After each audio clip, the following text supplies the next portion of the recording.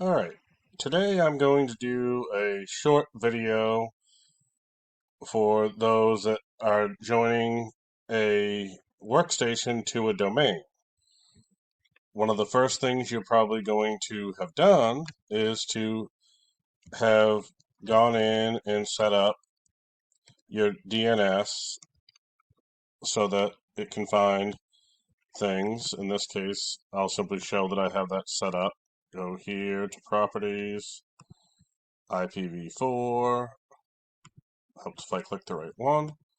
Properties, I've already set it to the correct uh, server that I want it to look at, and I've set it up to be with the right suffix. However, for me, the next question was, okay, why can't I log in as somebody else? Because from here, if I go to this side and I hit sign out, it signs me out, no surprise. And when it comes back up, I still only have the one user. And it just wasn't making sense. However, once I found my slight oversight, it does make sense. This is a virtual machine from my college, by the way, so there's no password on this one. But let's sign back in. Let's open up Control Panel. From here, we're going to go to Systems and Security. We're going to go to System. And over here, we're going to go to Change Settings. If you notice, we're still in the work group. That's the default. And we're going to come down here. And in this case, I'm going to join a domain. This one happens to be mediajc.prv. Your domain name could change, but it wouldn't change the process here. It wants a password from someone on this computer with the permissions to do it. I know that my administrator has the right to do that.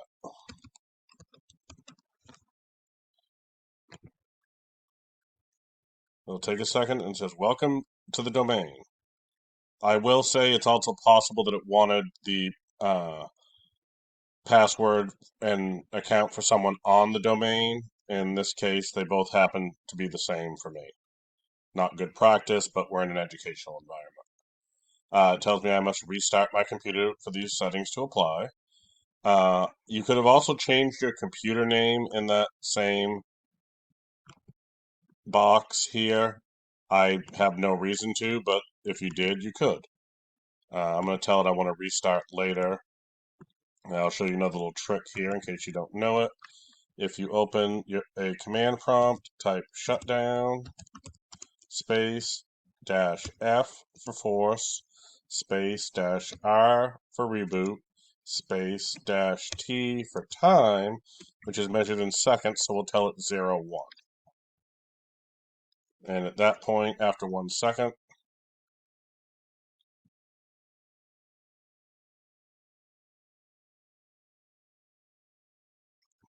and it's working on some updates here.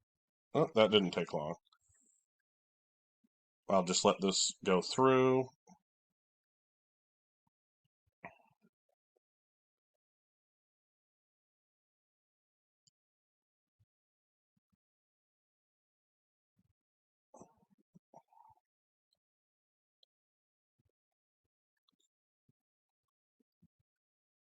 And in just a minute here, it should come up. If it takes more than a couple seconds, I'm going to pause the video, but I think we should be all set. Yeah, here we go.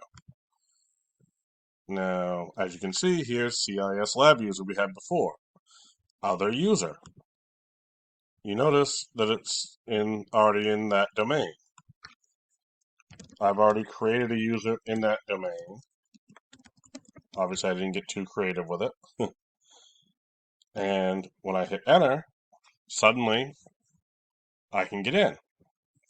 So I guess the lesson is make sure that you go into your system and change yourself from the work group that you're in to the domain that you want to get onto.